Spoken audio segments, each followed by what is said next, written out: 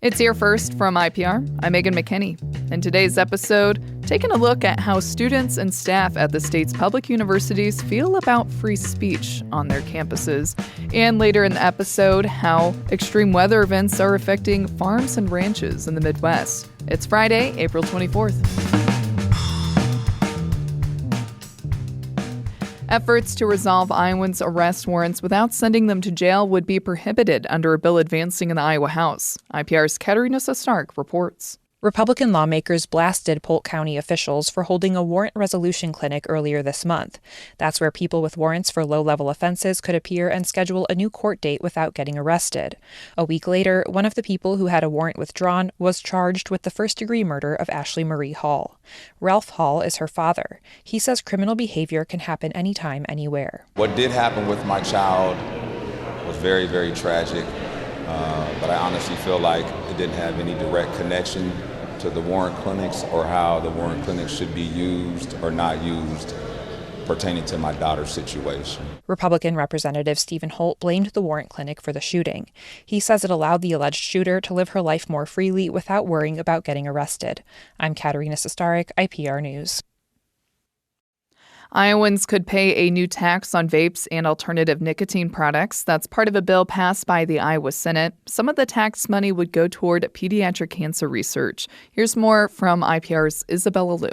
Products like nicotine pouches or gum would be taxed at 5 cents per container, and vape products would be taxed at 5 cents per milliliter of nicotine. Up to $3 million of that revenue would go towards pediatric cancer research in the state. Remaining money would go towards funding Medicaid. Democratic Senator Herman Kernbach of Ames voted for the proposal, but says lawmakers need to focus on deterring people from using the products. The best way to do that is to raise the price of cigarettes and nicotine. This is a tiny step in the right direction, but we need to do so very much more. The tax would take effect next year. The House passed a separate bill setting aside $3 million for pediatric cancer research annually. The House bill doesn't have a tax attached. I'm Isabella Liu, IPR News. Flags on all public buildings in the state would be required to fly half-staff following a governor's proclamation to do so under a bill now headed to the governor's desk. People could report violations to the Attorney General, and the Attorney General could take legal action to make people comply. Republican Representative Mark Thompson of Clarion managed the bill in the House. Thank you, Mr. Speaker. Thank you, Representative Gosa and other members of the local government committee that pushed this through. Our respect for our flag and for what it represents is critical. In September, a Johnson County official defied Governor Kim Reynolds' order to fly flags at half-staff to honor conservative activist Charlie Kirk. The bill passed 82-5. The latest results from a free speech survey show employees at the state's universities feel less free expressing their viewpoints on campus and online than in previous years. Compared to 2024, 15% more employees said they strongly disagreed with feeling comfortable expressing their views on social media. And the share of respondents who agreed they felt comfortable expressing their views at work dropped by 10%. The survey was done in 2021 and 2024 and is now done every 2 years. Student results were similar to the last survey. A majority of survey takers agreed their campus supports free speech. It's Here First from IPR. I'm Megan McKinney. Extreme weather events are becoming more frequent. This spring, many farmers and ranchers are dealing with disasters. We're going to hear about how producers are coping with that. That's in just a moment. Stay with us. Welcome back. It's Here First from IPR. I'm Megan McKinney. As our climate changes, extreme weather events are happening more often. That's been especially true throughout the central U.S. this spring, with huge temperature swings, flooding, drought, wildfires, and even ice storms. Harvest Public Media's Emma George Griffin has more on how these weather events have serious consequences for farms and ranches. At Hart's Pasture Farm in northern Michigan, the remnants of a record-breaking ice storm are everywhere. You can see the tops of the trees that are broken off. Amanda Walter owns the 15-acre potato and goat farm deep in these woods. And you can see ones that are dangling, and those are called widowmakers. I would be the widow in that scenario. The ice storm in March of last year left a thick, icy glaze on trees, homes, and power lines.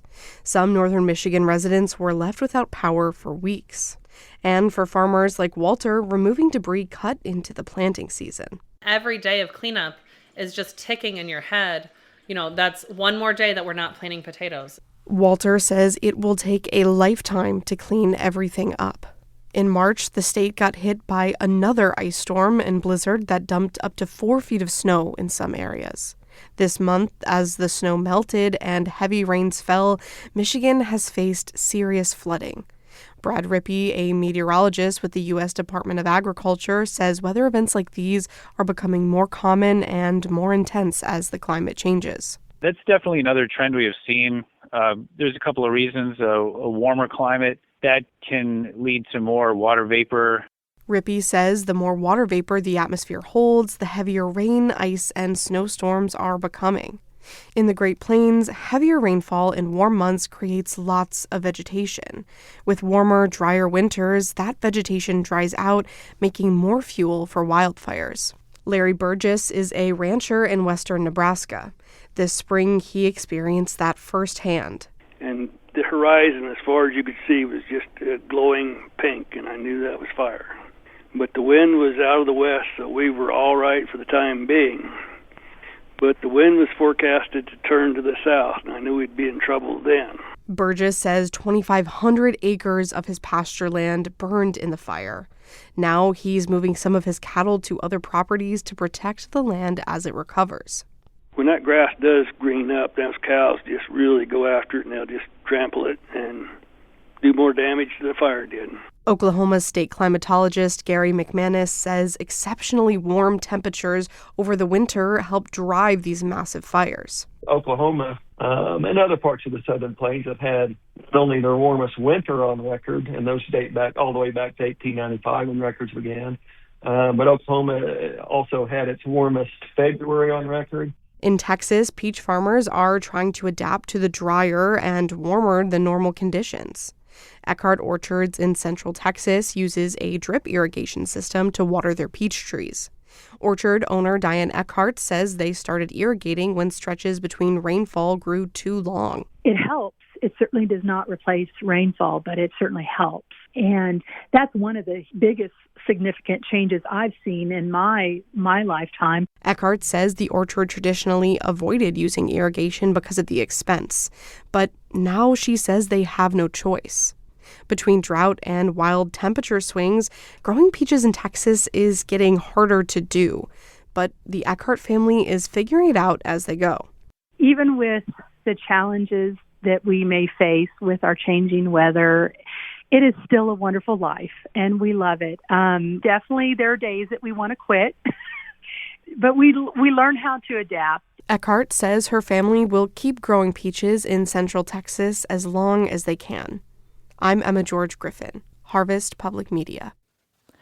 Harvest Public Media is a collaboration of public media newsrooms in the Midwest and Great Plains, including IPR, covering ag, food systems, and rural life. Glad to have their reporting. And here first today, I'm Megan McKinney. I hope you have a fabulous weekend. Talk Monday.